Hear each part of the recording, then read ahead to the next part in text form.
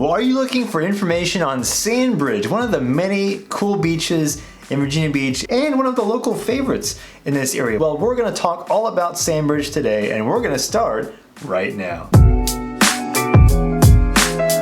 Hey, my name is Sam Sansalone and I'm a real estate agent in Hampton Roads, Virginia.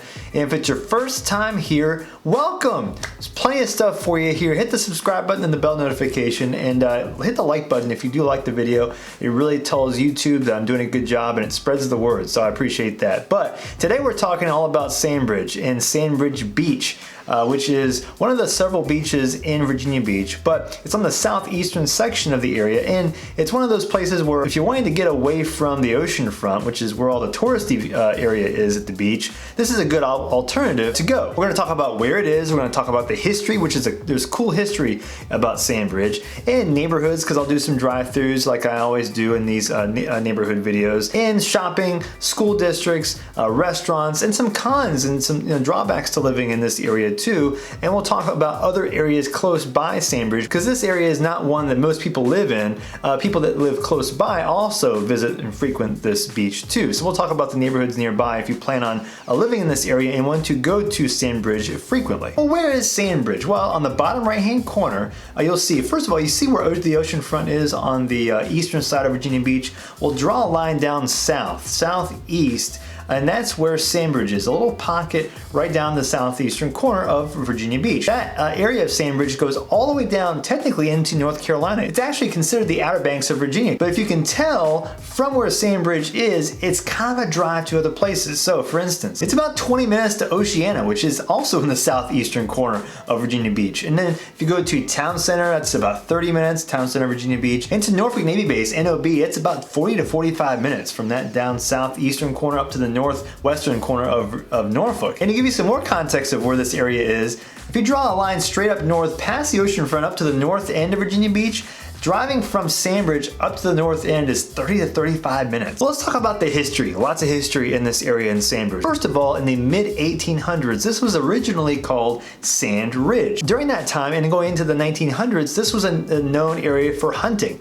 and fishing. As you see just outside of Sandbridge, there are lots of wildlife refuge areas, and this area is where a lot of gun clubs were located, over 100 up and down that southeastern corner of Virginia Beach. It wasn't until the 1950s, after the war, that the area became a little bit more residential. Some of the first lots on the beach were sold in that 1950s range for $2,700. The waterfront on Sandbridge. I'll tell you more about how much those cost now.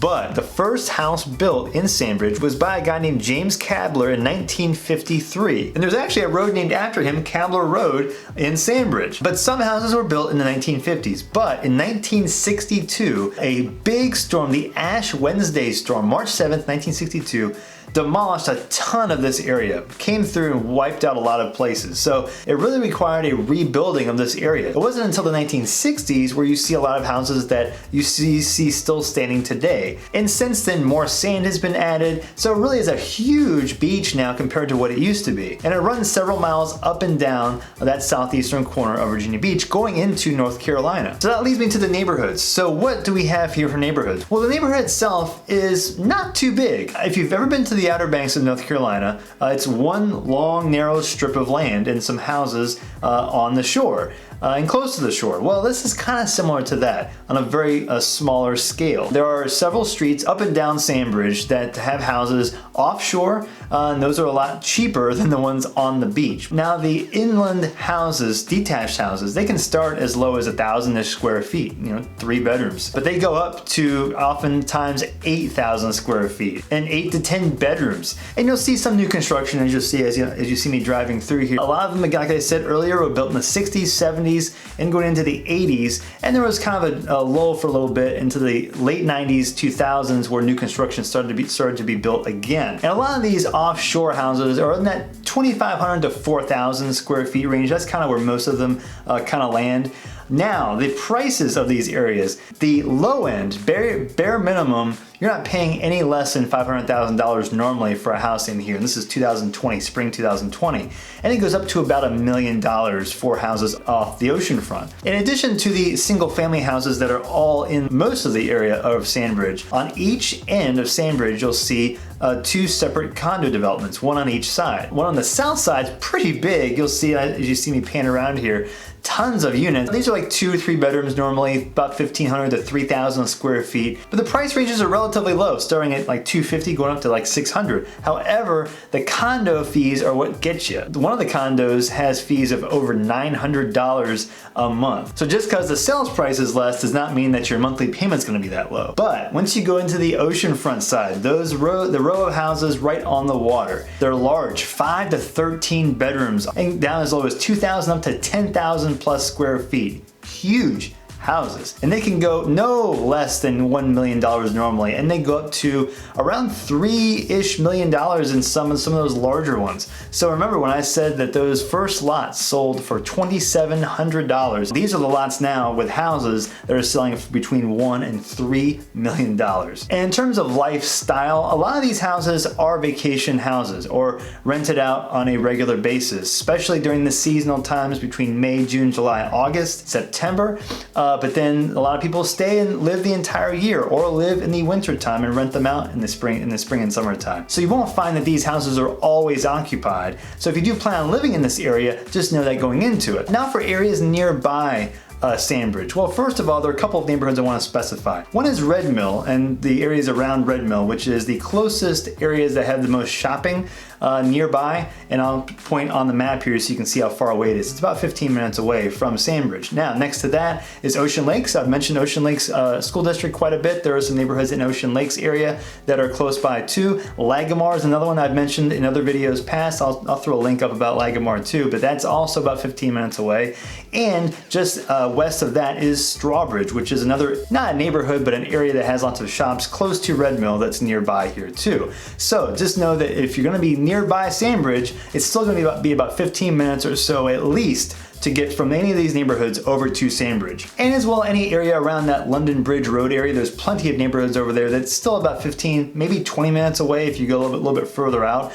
But I will say that there are plenty of great neighborhoods that are relatively close to Sandbridge that you can get to and not have to drive too far away to get to the beach. Now the school districts, pretty simple, straightforward. Since it's not a huge area, it's one school for elementary, middle, and high school. There's Red Mill Elementary, there's Princess Anne Middle, and Kellam High School. There's a new Kellam High School, and I'll drop links below about all that, and links below for each school so you can get some more ideas as to what these schools offer. Now another thing I'll mention about Sandbridge and getting into this area is that there's one way in and one way out. This is important because if you plan on living in this area, that one road, Sandbridge Road, connects from Sandbridge, goes all the way inland. This is a longer road, so it can take, you know, anywhere from 5 to 10 minutes at the very minimum to get to the other side of this road from Sandbridge. What I will say about this is the flooding is something I would factor in. It can flood the access points to this road, and there's some links I'll drop below about some people that have had issues in the past from this area where roads have been flooded and the access in and out of Sandbridge has been blocked. Now restaurants and shopping. So like I said, if you're in Sandbridge itself, there isn't much in Sandbridge. There's one grocery store, a real small one, some shops, but most of the stuff is back towards Virginia Beach, inland. About anywhere from 7-8 minutes up to 10-15 minutes away. Red Mill is one, as well as Strawbridge. Those have like your Walmart, your big box stores, Home Depot, movie theaters. Most of the things you will find that you'll need on a regular basis, you might go inland to get. And the grocery stores as well, Food Lion, Harris Teeter, etc. They're about 12 to 15 minutes away from Sandbridge. Now additionally to that, Hilltop, that's the area that if you're not looking into that Red Mill area, Trader Joe's and Whole Foods and Fresh Market are all up near Hilltop. So that's about 25 to 30 minutes away from Sandbridge, going up to the north central section of Virginia Beach. Now for things to do. So this area is known for its nature. A little island pier is right here on the south side of Sandbridge where you can go fishing off the pier, as well as there's a park next to that with picnic tables, plenty of things like a playground for the kids. In addition to that, there's some wildlife refuge areas that are great for hiking and just observing nature. Back Bay Wildlife Wildlife Refuge is the big one, as well as False Cape State Park, which is on the very south side of Sandbridge, going all the way down to that bottom area there. That also has some beachfront. So hiking and biking are great options down here in this area because there's miles of path and miles of beach, and really, really quiet. Now if you go a little bit further inland and north, you got the oceanfront, I've mentioned many times before, as well as the Virginia Beach Marine Science Museum. Next to that's the adventure park with the zip line I mentioned in a previous video about Shadowlawn. I'll throw that up here. So on the north side, there's more touristy stuff that takes you about 20 minutes to get to. But if you're close to Sandbridge, plenty of nature, plenty of hiking, plenty of fishing and biking down this area, and right on the beach too. Now the cons to living in this area. Well, I mentioned a little bit earlier about flooding. This is a little bit of a problem in this area. I'll drop some links below about some past and current issues that this area has had with flooding and rising floodwaters. It's not significant right now, but it's enough to where the people that have lived here for a long time have noticed the change. And some people will blame new construction being built and places that have harder surfaces and concrete where all that stuff is being built, it's displacing the water. Some are saying that there's not really enough of that to justify the increase, the rise of water. Some will associate it with climate change. A lot of people just don't know, but there are attempts to try and mitigate this rising issue. So it's not enough to where I would be completely avoiding this area, but be aware of it. And so if you're gonna buy a house, for instance, for a long period of time and hold it like 20, 30, 40 years, this is something that would factor into your decision making, especially if you're going to be on Sandbridge itself. Now another one is the condo fees if you do own a condo in this area. I mentioned the one that was over $900 a month in condo fees, $925, although the other one is $540 a month in condo fees. So neither of them are that cheap. There are amenities that are associated with these fees, but they're still high. And if you're not wanting to pay these fees, it might not be worth it for you. A couple other things. One is the houses are normally pretty big. So this is not one place where I would say if you're going to get a small little bungalow,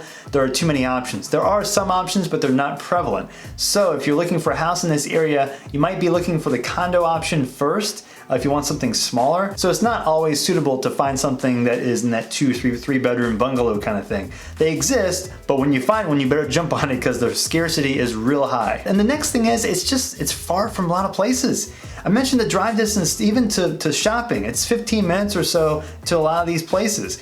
So your closest grocery store is probably 7 to 10 minutes. And getting in and out of Sandbridge is one drive in, one drive out. That's to me a big deal, especially if the road can flood. This is not gonna happen too often, but especially in the summertime, sometimes storms and hurricanes, tropical systems that come through, not super strong wind-wise all the time, but a lot of times it can be a rain event and dump some water and create some flooding in these roads. The gate at Dame Neck Navy Base is over on this corner as well, but you have to, if you're a civilian, you have to go the other direction on Sandbridge Road. I've heard of talks of if there are flooding issues that they would open up this gate to get people out if need be, but I have not heard if that's actually confirmed yet or not. And then the other drawback is that the lowest price in single family house will start at $500,000. That's the bare minimum. Most of them are $600,000, $700,000, $800,000 to $1 million. Oceanfront, $1 to $3 million. If you lived here in the 50s, you have a great deal. I mean, $2,700 for a lot on the oceanfront is pretty darn good. Otherwise, you're paying between $1 and $3 million to be on the oceanfront here. But there is a big pro. The beach is amazing. The locals love Sandbridge. It's further away, it's quiet. People that love the beach that don't want to be close to all the tourism, they'll go down there and enjoy a little bit more of a serene setting on the beach. Lots and lots and lots of beachfront. Now, if you have any questions about Sandbridge or anywhere moving into this area, Virginia Beach or any other city in this area, please let me know. I love helping people move into this area. Please send me any questions you have. You can email me, you can call me, you can text me. Any way that is most beneficial and easiest, I'll do whatever I can to help you. I just love doing this. This is what I do all the time. And I'll see you on the next video.